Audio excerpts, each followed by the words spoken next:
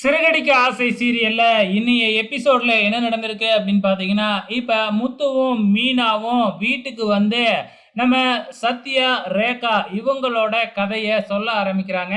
இதுவரைக்கும் இங்க வீட்ல யாருக்கும் தெரியாது இல்லையா இந்த விஷயம். சொன்ன உடனே நம்ம விஜயாவுக்கு பயங்கரமான சந்தோஷம். காரணம் என்ன அப்படின்னா, கொஞ்ச நாளைக்கு முன்னாடி தானே விஜயா போயிட்டு, "பாரு உன் பொண்ணு ஒண்ணுமில்லாத ஒருத்தன தான் இழுத்துக்கிட்டு ஓடப்போறா" அப்படின்னு சாபம் விட்டுட்டு வந்தாங்க இல்லையா?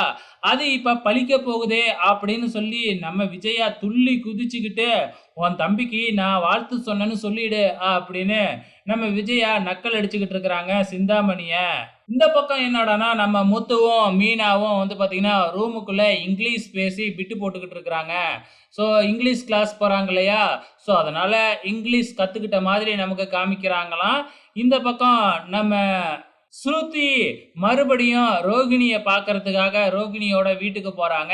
ரோகிணிக்கு போய் அட்வைஸ் பண்றாங்க. "நீ பேசாம மனோஜுக்கு டைவர்ஸ் குடுத்துரு. அதுதான் உன்னோட வாழ்க்கைக்கும், கிறிஸோட வாழ்க்கைக்கும் நல்லது.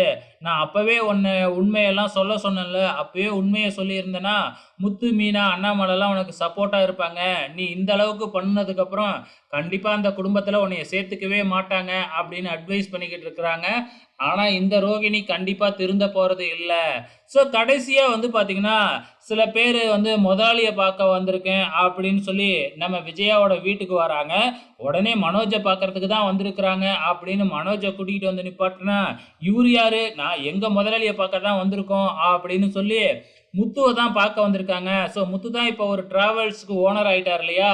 ஸோ, அதுக்காக வந்து பார்த்தீங்கன்னா, அவங்கலாம் வந்து மாலை போட்டு நம்ம முத்துவ வந்து பார்த்தீங்கன்னா, கௌரவிச்சுக்கிட்டு இருக்கிறாங்க.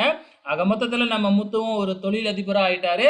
ஸோ, அப்கமிங்ல இன்னும் என்னலாம் நடக்க போகுது அப்படிங்கிறத பொறுத்திருந்து பார்க்கலாம்.